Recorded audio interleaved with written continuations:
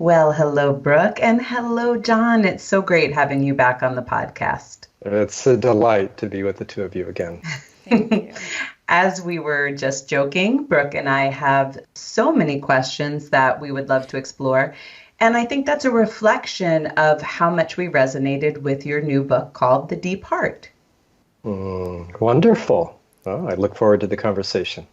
Well, we thought probably the most intelligent approach would be to begin with what you're meaning when you use the term the deep heart. It's very evocative. What do hmm you mean when you say the deep heart? Okay. So, my experience of the heart is multidimensional. So, it has a localized,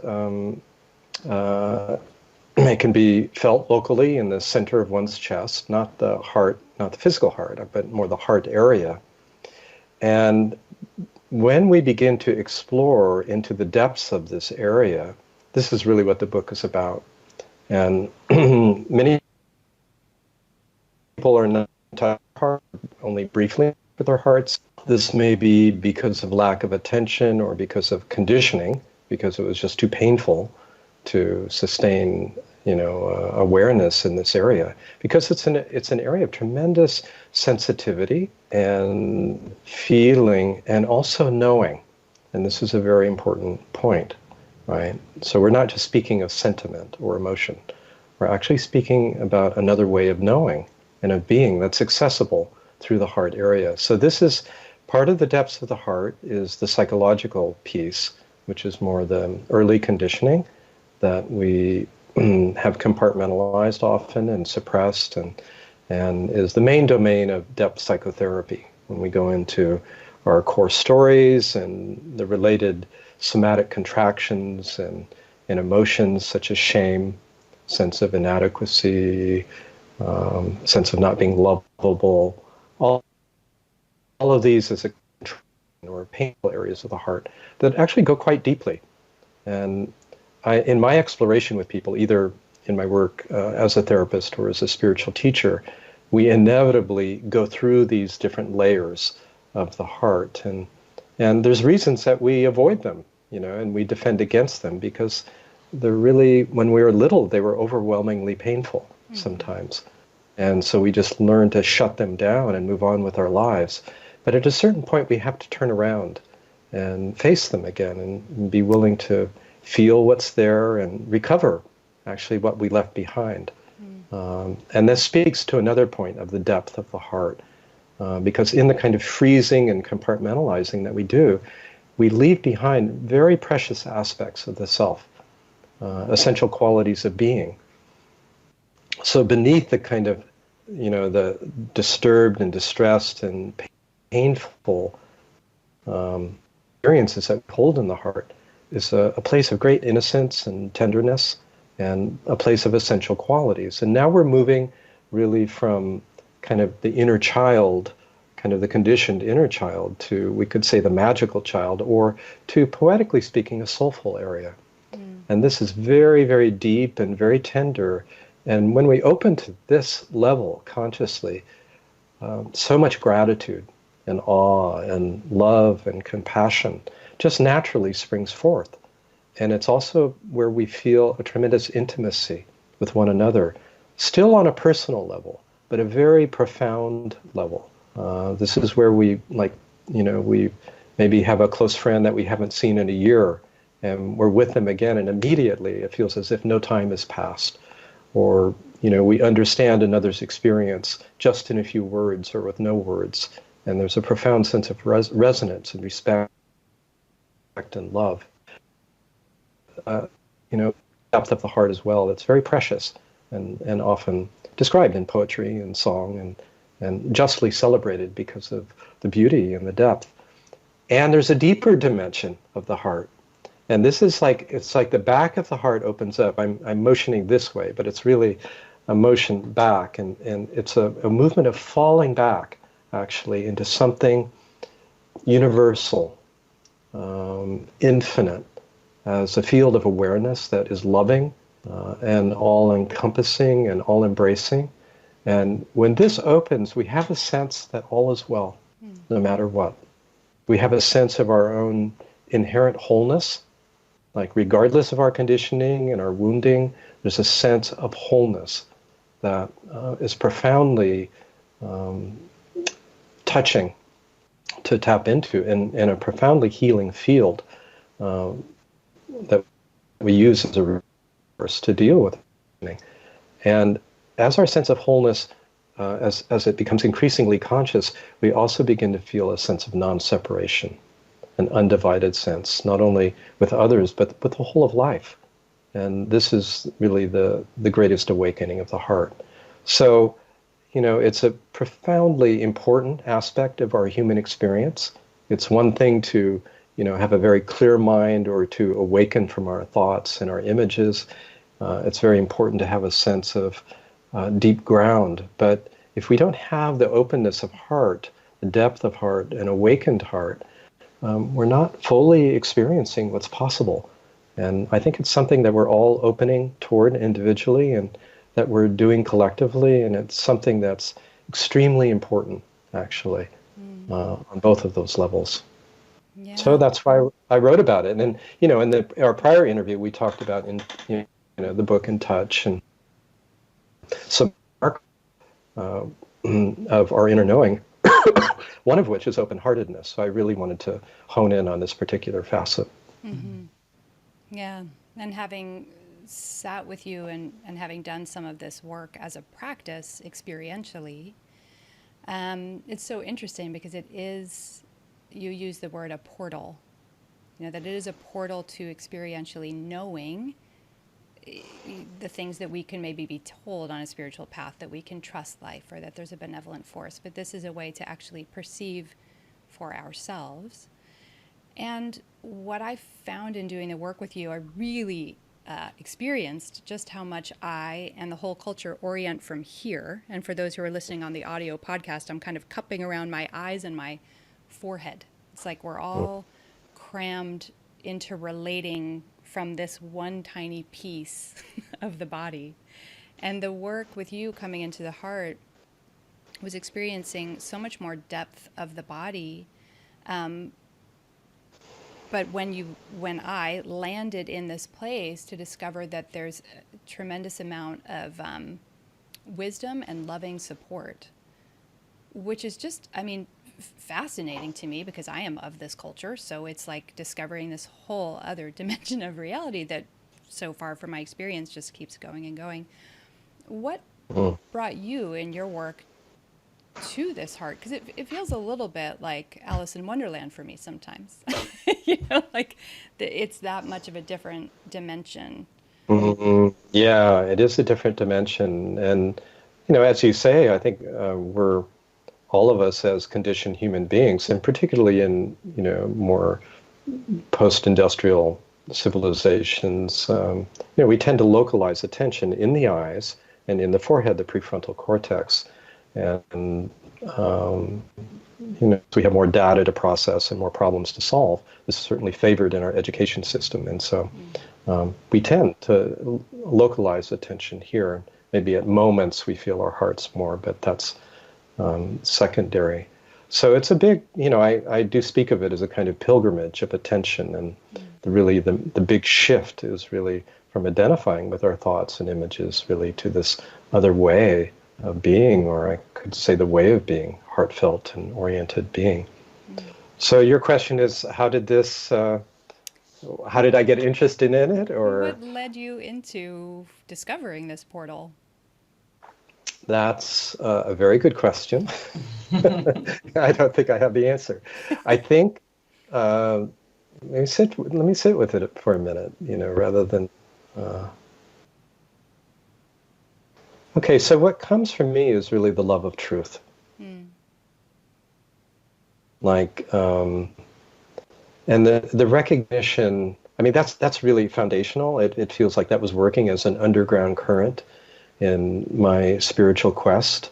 And, there were a lot of twists and turns and dead ends and confusion.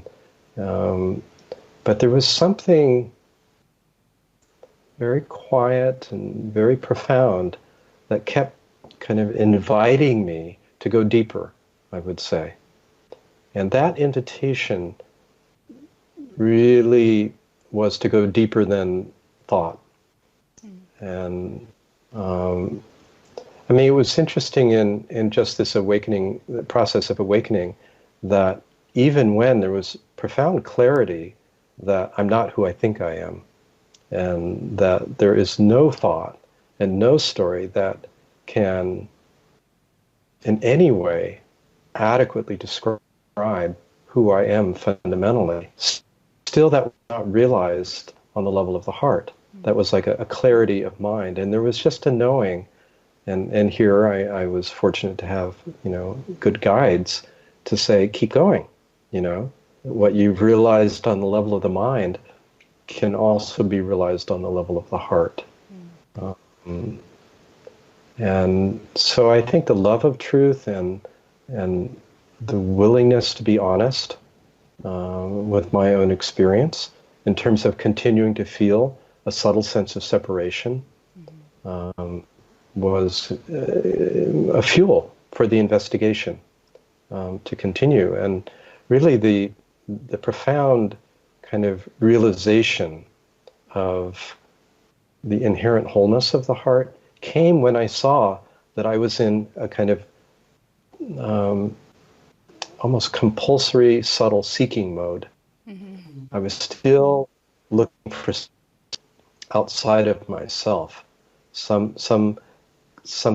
I mean, it was no longer outside in terms of any person or place or experience. It was more subtly inside. If I could just see something clearly enough, right?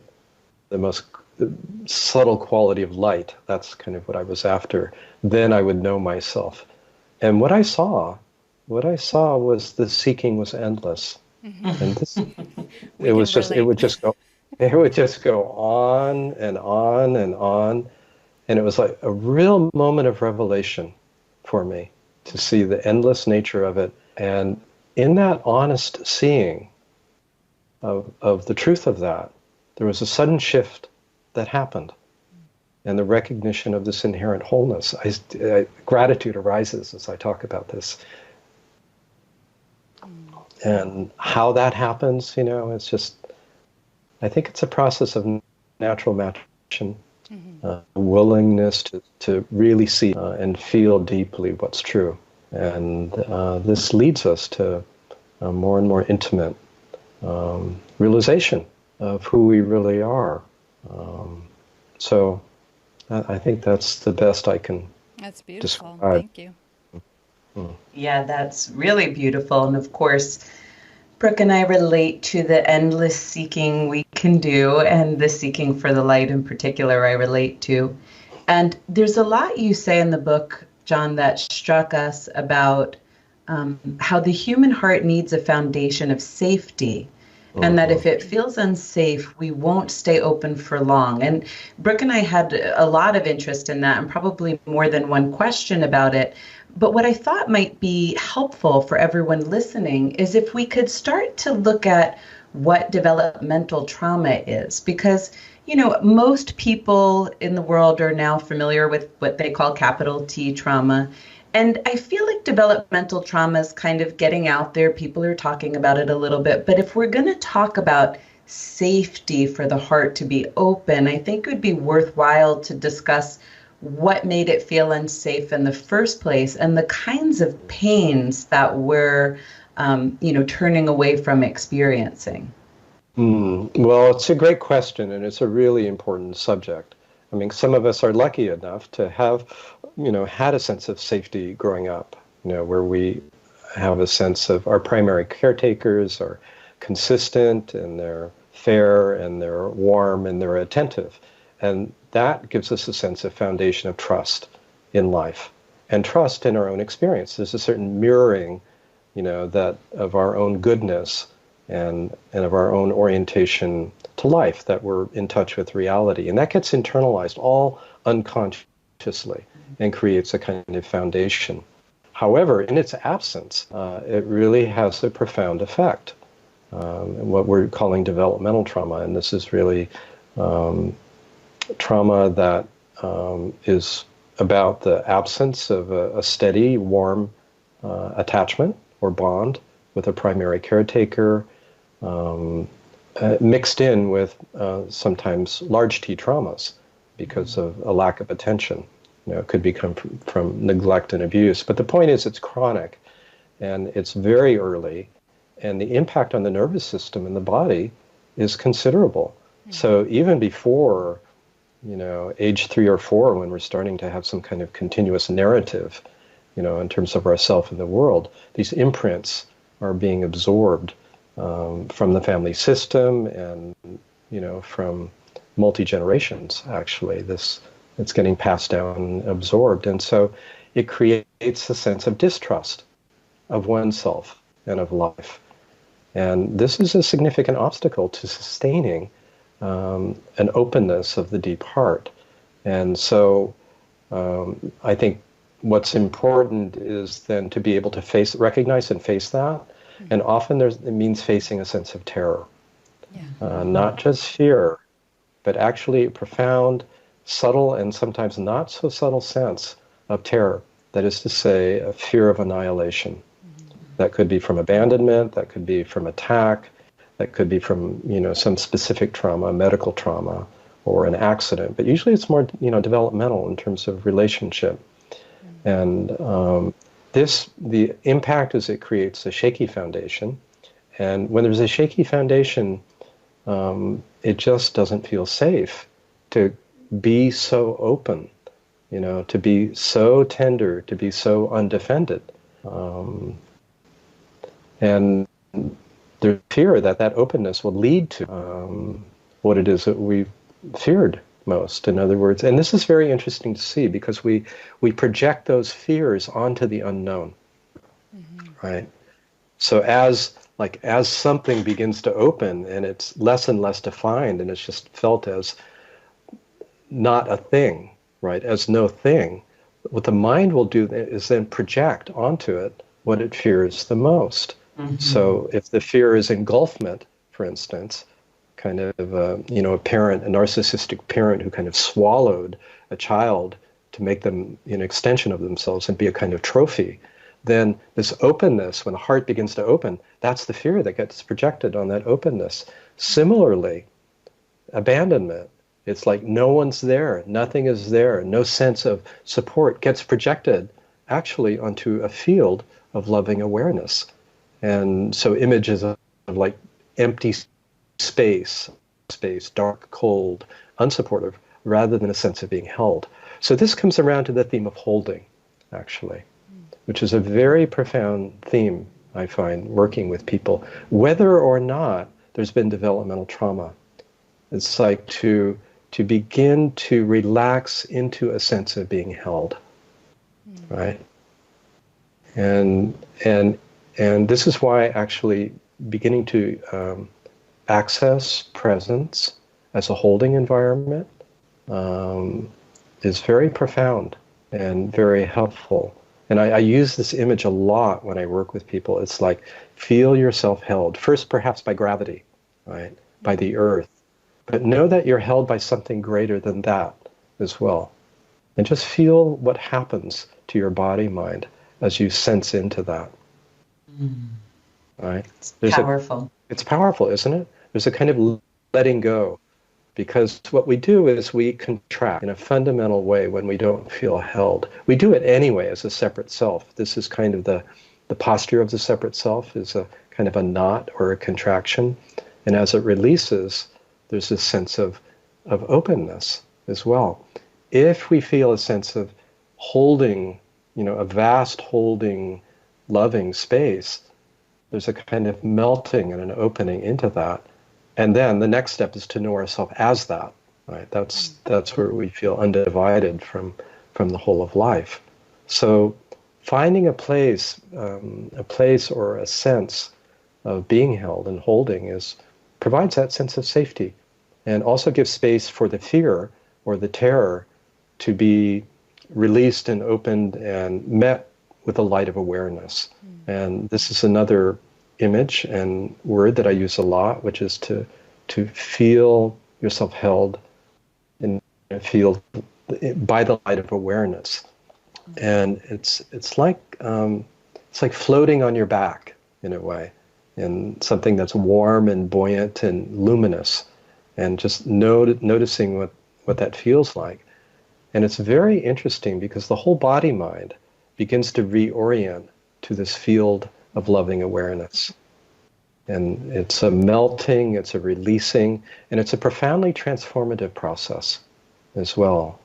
It's like the body mind, so conditioned to take itself as separate and to be in defense, begins to discover its source as awareness itself.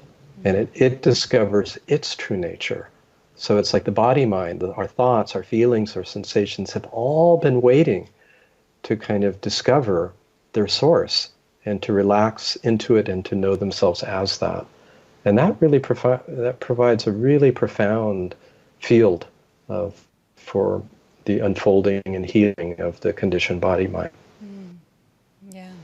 And you're describing, how the opening of the heart has to be met with the capacity to experience safety. And I appreciate some capacity, yeah. Yeah, describing what that would feel like in a more granular way for people who don't have that. Because I see a lot, we hear from listeners, I hear from clients that they can be really hard on themselves, of course. If there are ruptures in this ability to sense safety, they can be hard on themselves. Why can I open and then I close again? Why is there like this aperture open, aperture closed? And there has to be a real appreciation for the fact that we just need to slowly and tenderly give ourselves more of a ground in experiencing safety. That it doesn't come all at once. So there are some of these spiritual ideas, you get the big everything all at once. Yeah. Yeah, it would actually be overwhelming, and the body mind wouldn't be able to actually process it and integrate it consciously. And people have had those kind of big openings, sometimes spontaneously, sometimes induced by substances or unusual circumstances. And it's true. It's an interesting phenomena, that kind of opening and closing. And it's when I work with people, I just let them know this is totally normal. And part of it is the fear that we were talking about, the fear of losing control, the fear of not knowing, and all the conditioned stories and feelings that we project onto that. But part of it is just the default mode of the system. We're just used to functioning in a certain way. And so we have openings, and then there's a recrystallization of the body mind, not entirely back to where it was, but kind of stretched a bit and a little more luminous, a little more translucent, a little more open to its true nature. And this seems completely natural as an unfolding process. And and so we get out of the judging it and setting a timetable for ourselves and thinking we should be further along than we are. And, we drop all of that. And that actually gives space for us to be with our experience as it is and allows it to unfold even more naturally. Yeah, and it takes away some of the complexity. Like you wrote somewhere how we can begin to identify with this survival pattern or with this survival way of being. So when we can contact these places like terror, or you do a great job of speaking to these other kinds of existential places we can meet, the fear of annihilation, like you said, the aloneness, grief, right? That all of us can meet these if we have a rich inquiry. And I feel that, I just lost my train of thought as I got so into talking about the existential issues for a second. But okay, yeah, I think I'm circling back. I'm here. So the piece where sometimes we can start to re-identify narrative to these states, right? So that it's not just that I feel terror, it's that I feel terror because X, Y, and Z, and I shouldn't feel terror, and terror means this. And the same with grief, and the same with aloneness. So I feel that what you just said helps release some of the complexity. It's almost like, it feels like we go forward and then we double back on ourselves mentally sometimes.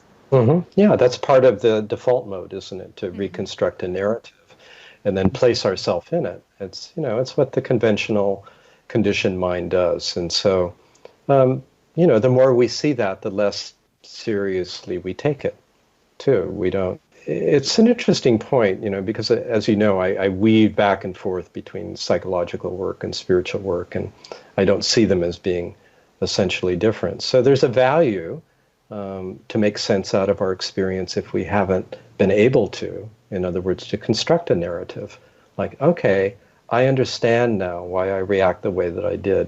I can see the causes, I can see the sources of that. And that can be helpful if we hold it lightly, if we don't take it too seriously. And similarly with, being able to name what our feelings are, it's like, okay, that's terror, right? But once we kind of name them, or that's shame, or that's rage, or that's unworthiness, then we can let go of those labels and actually be with them in a much more direct and innocent way. And, this is what, to be close to our experience, particularly when we're sourced in presence, feels like the most important principle and allows them to shift because our experience is always changing. And ultimately, we tend to identify with these constructs and these feelings, but, we come to see that they come and go and they don't define who we are. So we feel ourselves more as that spacious, loving awareness, which is actually the truth of who we are. I'm wondering if, because I'm sure that there are people listening, and I know, I have been the person in the past where I'll hear things like, oh, you just label, oh, that's shame, or oh, that's terror. But if you're being engulfed by it, it's very hard to do that. But having had the opportunity to sit with you and really having my life changed by your work, I think it would be great if you could describe what the process of heartfelt inquiry looks like, because the process is very alchemical. Like, it really transmutes these things. It's not just a mental layer. It's not at all a mental layer of observing things. So how would you describe your process of the heartfelt inquiry? Maybe we can paint a picture of that a little more. Okay, well, there are two facets of it. One is really more sensing the heart area, and the other is inquiring into relevant beliefs. And it kind of depends what people are experiencing in terms of what I may accent, but I always like to start with a sense of presence as much as possible. So if we were, for instance, now to inquire into some sense of some pull of attention into the heart area, I would say, before we go into it, let's just take a few deep breaths and notice yourself being held, right? Feel a sense of all around.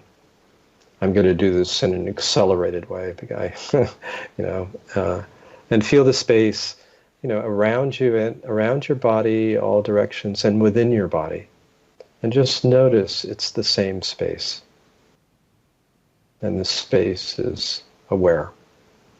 So in this we invoke or evoke this field of presence. And, some people will contact it more intimately than others. But we start there. And then I'll say, bring your attention to the heart area, if that's actually where attention is being called, right? And just breathe into the heart. Imagine you can breathe directly into the heart. Maybe you want to put your hand over the heart area, just as an anchor to help your attention stay there. And each breath allows your attention to come more deeply in.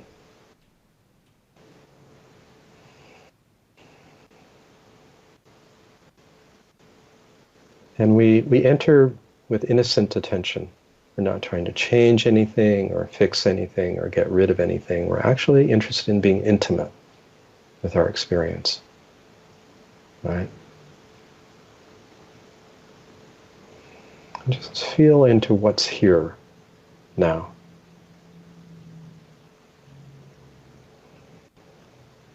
And there's permission to be quiet or to describe whatever might be there. And and an invitation to sense into it even more deeply and closely. And often, just with that, things begin to open and reveal themselves, right? Just that simple, focused, innocent, affectionate attention. These layers begin to reveal whatever it is that needs to be felt. But I also, so that's more like this invitation to sense subtly. And then I sometimes ask, what's in the very center of this? Don't think about it. And that don't think about it is an important instruction rather. It's like, don't go to your mind. It's just be curious. Let it show you, what's there. And sometimes that simple question allows a very different experience to begin to unfold. So for instance, if we're feeling into an area of deficient emptiness, a sense of kind of an area that feels very dark and empty and like a bottomless pit, just that we spend a few minutes just sensing into it and then just asking, what's in the very center of that? And something deeper begins to reveal itself, often essential qualities of being, a kind of radiance, the kind of natural qualities of the heart that were covered over, right? Because it was unsafe for them to reveal themselves. And sometimes it goes beyond essential qualities and we feel ourselves as that field of loving awareness, the great heart. So that's kind of a sensing.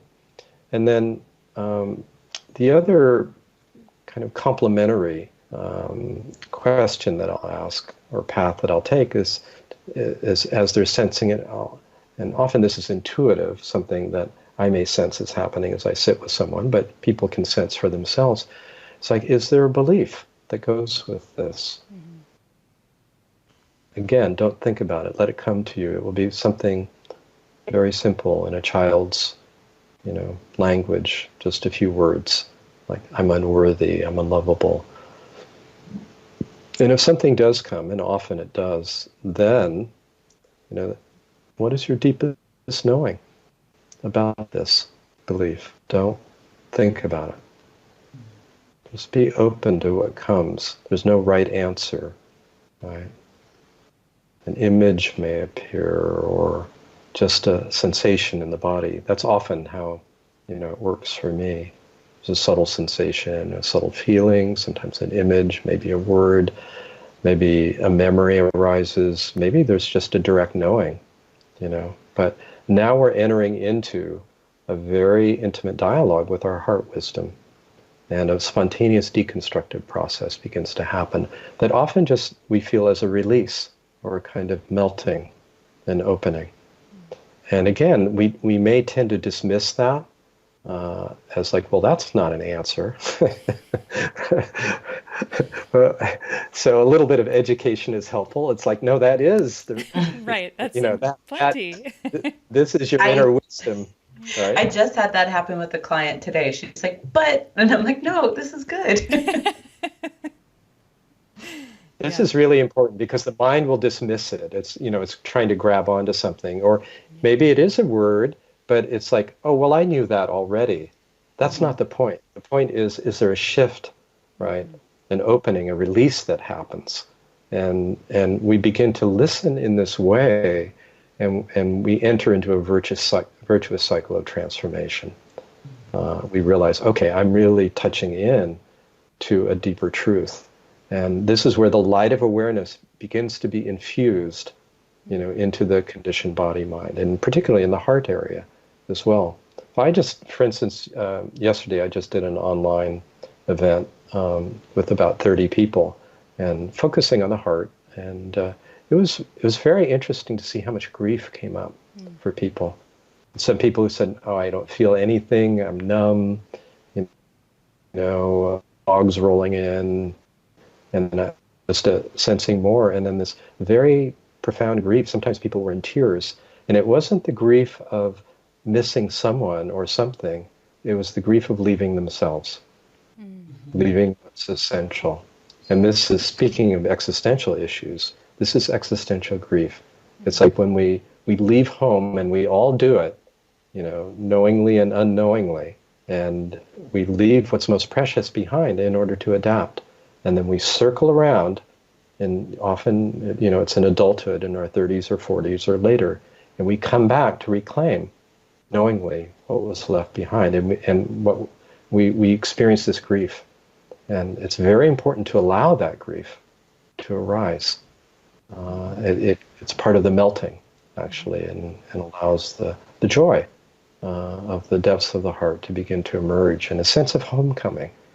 This is another very, very common theme as people feel into the depths of their heart. There is this sense of, at last, at long last, I have found my way home. I love those words, the virtuous cycle of transformation. And it's so obvious in your openness, so much of those essential qualities can come through along with the pain. And I had, written a whole question and underlined a lot on that chapter on grief. One, because I see it in my clients, but two, in myself. I just had a session Friday with someone, and underneath a belief about I can't do it was a feeling of terror. And underneath the terror and the panic was grief. And it was grief like crying my eyes out grief. And, this isn't my first rodeo. I've done a lot of this work. And to see still the depths of the grief, and I just wailed. Yes. And so when I read your book, there were a few things, the terror and rage. I've had a ton of rage in my life coming from this powerlessness. Yes. And then the grief. And so I thought, if we could bring some of your insight to these very common experiences, because you have such a loving way of articulating things, I think it might be very helpful for people. Well, I hope so. And that's one of the reasons I wrote the book, because I've been exploring this territory for so long and in such depth, both within myself and students, and, and supervising and training therapists, and working with people who are in the awakening process. And this is the human psyche, right? And it's multidimensional. We have these domains of just pure being and luminosity and radiance and love, and then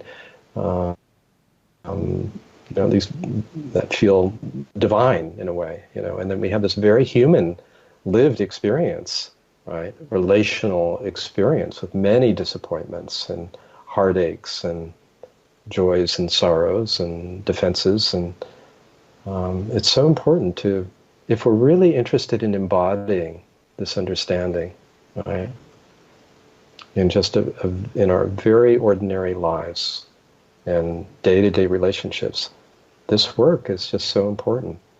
So important not to leave out anything, not to leave out any dimension, right? Because we can get fixated on a psychological level and work on ourselves endlessly, particularly if we have that orientation. We can get fixated on a so-called spiritual level of being, and just be wanting to meditate and go to retreats and attend satsangs, and yet our ordinary life is often hijacked by our unresolved emotional and psychological material. And so to be fluid in a way, to be able to move fluidly between levels and understand the relationship, I think is really, really important if we're going to live this, the full dimensionality of our human experience in our ordinary life. I feel deeply dedicated to that in my own life and the life that I work with, and that's really, why I share this work and this approach as a kind of distillation, as to help people, decode this experience and be with it in a way that's really transformative. Just want to highlight or zoom in on something that I have really found in using this process myself. It was about switching or growing more capacity for the experience of receptivity. That the mind or my habit, my conditioning was always go out and get, or striving or figuring out. That was all this mental energy, and this process that you're describing, and this unfolding as you sit in presence and inquire, has the energetic quality of receiving something, like literally. And I'll say this sometimes to people, literally like sitting at a table and a friend is walking over to you carrying a plate of food, and all you have to do is sit there and receive the food. And that in and of itself has been so reparative for me. And I think for so many of us in this culture that is go get it, strive, figure it out, work hard, Right. that we're these separate selves that are achieving something. It's healing just to have the experience like, oh, I can grow. There's all this in here that I can just receive. It's just here for me. I don't have to earn it. I don't have to perfectly figure it out. And yet it is, I think, pretty foreign culturally, the capacity to receive something that's already right here, something that's innate. Yeah. Well, this is really the path of, I think of it as the path of recognition. It's actually seeing what's actually here, what's really true. And as we do so, as we recognize our native wholeness, actually, our inherent wholeness, we become increasingly more open and receptive, and we discover the powerful, spontaneous quality of transformation that comes from that, not from our willfulness, but our willingness, right? And so this is such an important theme, because we're so much into striving and achieving and proving and disproving, and it's very strong in this culture, but I think we find it in all cultures as well. And so this is really another stage, I would say, of development. It's like we go out and we try to get it, right? We make our mark on the world, we see what our capacity is, we develop those capacities. In a way, it's just natural. It's a developmental step to do that. And it's another step then to actually see more deeply what's true about who we are and what life is. And really, if we're interested in being happy in a deep way, in an abiding way, if we're interested in really being intimate with life in a deep way, then our focus changes. It's not so much about achieving anything, right? It's really about recognizing what's most true. So it's a real shift in values, right? And that's why it's kind of interesting to see these meditation programs that are pitched for efficiency and productivity. It's like, right. And actually, apparently, and I'm not an expert on this, but the research doesn't bear out that production gets better. But my guess is the meditators are happier. Right. So there's that. I hope at least that. Right. And I think I've joked with people and said, I don't think gross national product is going to go up, with more meditators. But I think gross national happiness will. Right. And certainly individual happiness is. And so, we overlook that. We overlook the possibility of being deeply at peace and ease and filled with gratitude and happy, in the deepest sense. That this is something, it's actually our birthright. And I think we're called to this, and if we listen and begin to really be open in a sensitive way, there is that shift. There's a movement of attention kind of back to source, and to embody it and live from that knowingly. So in a way, it's all, developmentally appropriate. We have to play out the game and discover its limitations and the dead ends. And for me, it's like life is teaching us, from all of these experiences. Why are we here? I think it's to wake up, to recognize this and live this. It's not that life is punishing us, when difficult experiences happen. No, it's to learn from this and learn who we really are, discover our true nature, and for it to be more conscious and lived. Love that. it certainly has been experienced by me that the safer I feel and the more at ease my nervous system feels, the more I'm available to receive and to recognize as opposed to strive and do and be in certain ways. And so I wonder if we could talk a little bit more about safety. I mean, I think many of our listeners, certainly Brooke and I, have had these ruptures in trust. And we know what it's like to feel really dysregulated. And we wonder, will I ever feel safe? How will I feel safe? Which, of course, makes us only want to do more and keeps that mechanism running. And in the book, in particular, you spoke about safety in relationship to the hara, to the lower chakras, and to the root chakra. And I wonder if we could add more to that conversation here. We could. That's actually my next book. Oh, right. Good. We can have a teaser. Yeah, exactly. Well, it's so interesting. I finished this book, and it's like, oh, without thinking about it, it's like this is really, it feels like the next and probably last main piece that I want to share. And it's the part that is, it's where our densest conditioning is. Many people who are on this spiritual path, I've discovered, feel kind of cut off from the heart below, heart area and beneath, from the diaphragm and lower. And so this area of the hara, which means belly in Japanese, is an area that's much more dense in terms of instinctual conditioning, instinctual and emotional conditioning early on developmentally. I think it's primary, primary process. And so it's denser, it's more difficult. We tend to shy away from it, and yet it's extremely important part of our human experience to embrace this and begin to face these dimensions of our experience. And as we do, it's been very interesting. I started becoming aware of this probably more, maybe 15, 16 years ago. I was on retreat with Adyashanti. And he was talking about the hara, and it felt very important, but it was kind of new in terms of my sensitivity, and so it's been coming online more and more, and it just feels like a growing kind of warmth in the belly, and the hara encompasses, for those who are energetically sensitive, the lower three chakras, the solar plexus, the area below the navel, the second chakra, and the root chakra as well, and these all have their related themes. The solar plexus with interpersonal power, dynamics. Vanessa, I'm noticing the light from your window is just like streaming through. I wasn't sure if I should get up and close them. There's purple. I don't know what. I don't know. You look like you're radiant auric field right now. You're in the radiant field. Let's leave it the way it is. Yeah. Just your hara is expanding. There it is, right, as we talk about.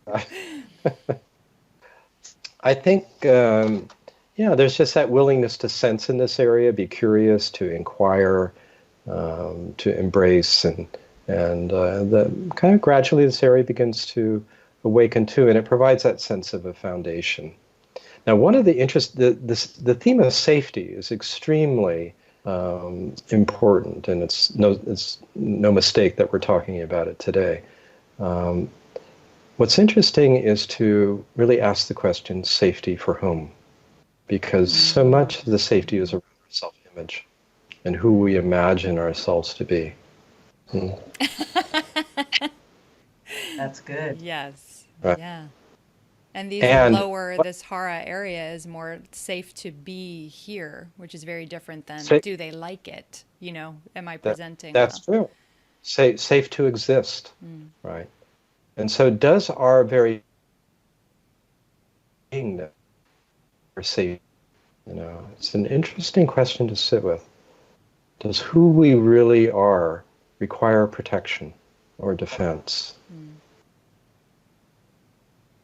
Can you feel what happens when you sit with that question? Yeah, actually, I immediately drop deeper. I immediately found ground just with the question. Ground, this is it. The ground opens up. And this is really the main theme around safety, is what we take to be our ground. Because we we generally stand, when we talk about ground, it's like what we stand on. We stand on a construct of ourself, what we take ourself in the world to be. And that's not the deepest reality. We stand on what we've been told. We stand on our common sense experience. But that's not the deepest truth. So if the deepest truth is really our being, right, that is our ground. And that ground needs no defense and protection. And when we get this on a visceral level, it's like the sense of foundation just like really deepens and opens, right? There's a sense of just something very stable and paradoxically spacious that we begin to sense. And the effect of that is that we're not thrown by, the vicissitudes of life, by the challenges that come. We have to deal with them, but we don't take them as existential threats. Mm-hmm. When we know who we really are in a deeply embodied and visceral way, they're not threatening to who we really are. They're situations to deal with, right? Mm-hmm. Right, but they don't threaten our sense of existence. So this is a very deep inquiry, in terms of safety and who is it that needs to be safe, and what is our deepest ground. And it's a subtle and profound subject, and it's what I want to explore if I'm up for it in terms of further sharing. But it's because it's so dense, it's very veiled, and often we confuse our image with our body. We think my image of myself is like my body. We're very identified with our body. So if our image is threatened, we don't really differentiate often between threat to self-image and threat to body. They just kind of get lumped together, and we're in alarm and hyper-arousal. Mm-hmm. But as we discern more and more deeply, there's a differentiation of that. We begin to see, it's my story of myself, it's my image of myself, not this body that feels shaky, right? Mm-hmm. And that there is a ground that's deeper, and that's part of the recognition, right? That's like, this is here. So it's a matter of pointing to it, and then deepening in our intimacy with that. It's a very, very profound, deep subject. Yeah, those are beautiful. Literally and metaphorically. Right, beautiful distinctions. Yeah. I remember at some point in your book you were talking about, I think, how we inherit our conditioning, or how conditioning is passed down in families, and that we can see through it and see that what we all really have inherited is just an awful lot of misunderstanding.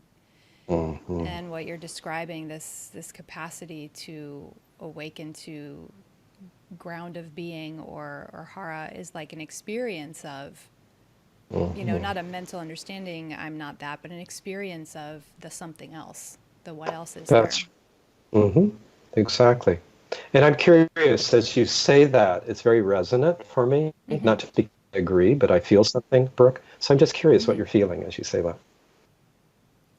What you're sensing. What I feel when you talked about dropping into the hara, and Vanessa said the dropping down, and what I feel is the dropping down, and then like a little twisty tie at like the perineum.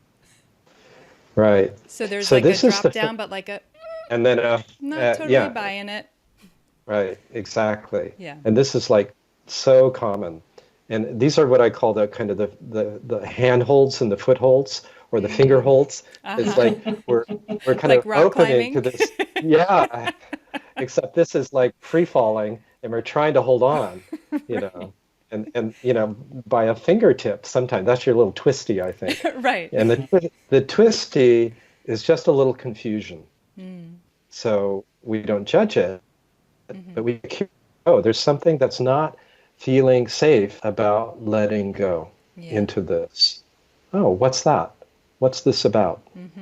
And because this is such a veiled and dense and confused area, filled with individual and collective and multi-generational familial conditioning, inevitably we have these handholds and footholds and finger holds, and that kind of resistance is just totally normal. But it's interesting, isn't it, to kind of feel the letting go, the dropping, and then the resistance to it, right? Yeah, and having done the heart inquiry with you, thinking about that I can let the inquiry happen there, at the site of the twisty tie. And exactly. see, now that I have some practice with it in a different area, see what might emerge. Yeah. Mm. And it's so often people will go through, like, there's a fear, like, am I going to let go? Because there's so much of a letting go of the knowing and controlling. So much of this is about our attempt to control in order to survive, and really operating in a very different way of trust. Right? This is so much about trusting of self and of life, and that when we need to know something, it will come. When we need to respond, we'll be able to, that, and that trust is just such a deep, deep theme. And in a way, it all comes down to that, it seems to me. All of what we've been talking about, it just comes down to trust, if I had to choose one word. And we can trust, we can surrender ever more deeply. To me, this seems like an open-ended process. It's not like, I can check off the head, the heart, the hara, and I'm done.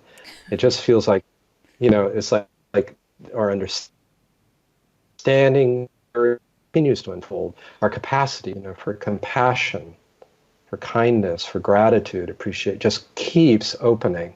And so too, our sense of the ground and our deep trust in life continues to unfold. So that's important to know too. There's no, there are shifts that we can palpably feel a deepening happen, but this is really open-ended. And the more comfortable we are with not knowing in the conventional sense, right? And trusting this process of opening, the more it accelerates and the more intimate it becomes. I love that word trust. I totally felt that. It came up a few times and it was so resonant. Brooke and I did an episode a while back on a concept from A.H. Almas on basic trust. And it was such a revelation because we can all maybe think psychologically about a moment when our trust was broken and how it repairs. And it's a process, and we get more and more trusting. And it was such a relief because you hear these spiritual platitudes like open up, surrender, be more loving, be more open-hearted. And it's like, yeah, you do that. The body is not in that state. And then the mind comes in and judges the whole process. And it's so much more true and loving to realize this is a process of recovery on some levels of the trust that was ruptured. And you're guiding people to do it experientially, that you can really feel how safe you are in this moment. Well, I appreciate your coming around to it again, because I wanted to kind of describe that fear of letting go. There's often a fear of going insane or fragmenting, but it's actually the opposite that is happening. And I tell people going sane. You'll feel a little shaky. It's okay. This is a benign shakiness, right? The body is releasing kind of a contraction that it's held for a long time, and you may not feel like you're in control briefly, but what's happening really is a opening to a deeper ground, recovering of this basic trust, of this inherent trust in life, no matter what. And this is another really important point. This opening process, some New Age people think, oh, well, this will bring abundance, and I won't get in a car accident, and I won't get sick, and no more suffering. This is not this is not my experience at all. But how we are with it, just our openness, our creative response, our love, really changes. And that's, because life, we get sick and disabled, and we die, bodies do. And It's just, how are we with that, really is the question, not some magical thinking that, we'll be safe as a body mind. That's not in truth. But knowing our true nature as source, right? Like the difference between the tip of a wave and the ocean. I use that metaphor in the book. When we know ourselves as the ocean, right, or the ground, either a metaphor, then the comings and goings of the waves, right, and the various earthquakes that may happen are okay, right? In some deep way, we no longer live in terror of life. And then we're really available to live, right? When we're open to that, when we're open to dying, we're simultaneously open to living in a really wholehearted way. Thank you, John. Thank you so much for your beautiful work and your book, and for talking with us again. Really appreciate it. Well, it's lovely. We could go on for quite a while, couldn't we? Yes. We could just keep taking this deeper, because there's deeper layers to everything you said. And we didn't even get to the part that Brooke and I both adored so much, where you spoke about psychological maturity and spiritual awakening not being one and the same per se, and where you speak about Tantra and the human path. And we have so much kinship with your work, so we could go on and on. Yeah, maybe another program. Yeah. Yes. There we go. Exactly. Yeah, there's a lot. I do cover a lot in the book, and we've touched on some of it, but yeah, there are a lot of rich themes, but fun to explore with you, particularly because, I feel your orientation and your sensitivity and your resonance. So it creates a conversation that's very experiential, isn't it? And it is. That's touching for me as well. We try. Oh, that's wonderful. We really value that, and we really value that you bring that so beautifully. Thank you so much again, John. And I know all of our listeners are going to have the experience with us, and we highly recommend you go out and get this book, really. Thank you.